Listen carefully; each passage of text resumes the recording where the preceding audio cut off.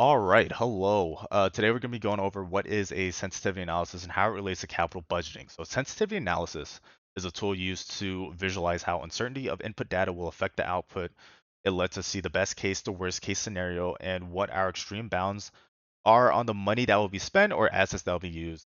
This tool is used in many different fields, but we're going to focus on how it's used in business, of course, during the decision-making process to help analyze if a project will be profitable and if it's worth the risk.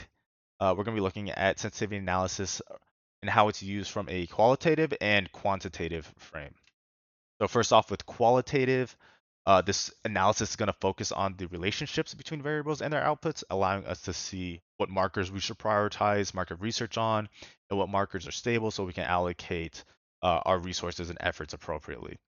The benefits of a qualitative analysis is that it's simple, easy to read visualization that helps us understand the relationships and aids in generation of project priorities. On the flip side, you will lack numerical context. Your most varying variable, could only really change small amounts of money compared to your total budget, or even potentially what looks to be the least varying variable may actually have huge changes in monetary value that you just can't see without having the numbers associated with it. So, a common way to visualize a sensitivity analysis is a tornado chart or diagram. Here we find our variables on the left or the inputs, that's the material cost, transportation, labor cost. The corresponding bar to the right is the variable's effect on the output. And the output variable here is actually listed in the title, that is our impact on project cost. A tornado chart is ordered from highest variance at the top to lowest variance at the bottom, thus giving it that tornado look. The middle bar that runs vertically through the chart is our baseline, what we would assume to be the normal cost. Generally, anything to the left represents a negative effect and anything to the right represents a positive effect, but of course, however you set yours up, you can define what those mean. But in our example here, we can see the worst case scenario for transportation will have a much larger effect on the project cost than the worst case scenario for exchange rates. Looking at a quantitative analysis, this analysis takes what we just learned and gives a number to our variables so we can have context of the true size of variance. This is normally done by a one-way analysis where only one variable is changed, but it can also be done by a multi-way analysis where multiple variables are changed.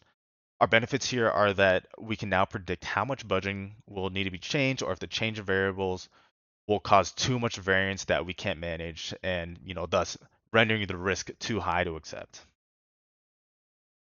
This example here, we're looking at the sales of a store inside of a mall and how the mall traffic will affect that.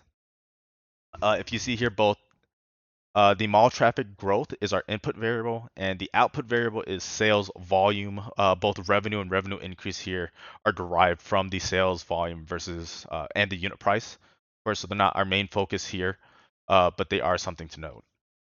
We can see here that a mall traffic growth of 0% is our baseline, and this case assumes a 10% change in mall traffic will result in a 7% increase in sales when compared to last year's numbers. From here, we can extrapolate a no change case to a 100% increase case, so everything in between, and see how sales would change based on the variable of mall traffic.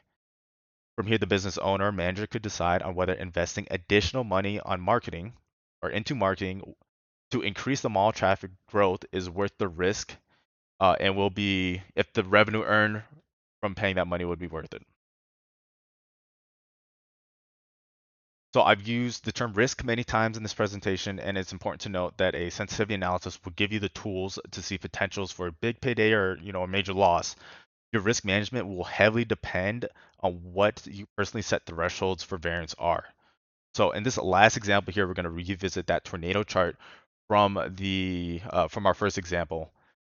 Just to kind of give you some context to the numbers, let's say here that the numbers on screen are in terms of thousands of dollars. So $50,000, $30,000, so on. The numbers in red are things going over budget, and the numbers in green are things going under budget. So you could have a preset threshold of, say, a single variable cannot affect the project costs by more than $20,000. That's what our threshold is. That's what our criteria is. Here we can see on the sensitivity analysis shows the material cost may affect the overall project cost by an additional $30,000, or 30,000 in red. So in this case, the project would be too risky, and that's how you would incorporate it into your capital budget of knowing now you've blown the budget. This has a chance to blow the budget. It's not worth it.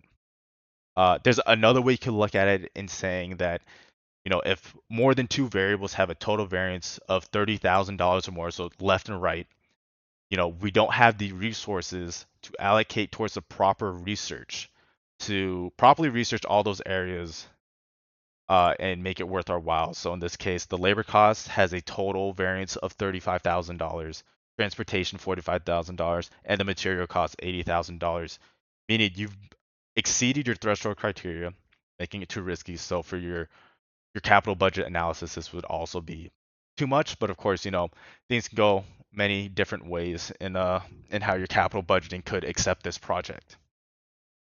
But anyway, that concludes my presentation. Thank you for watching and thank you for listening.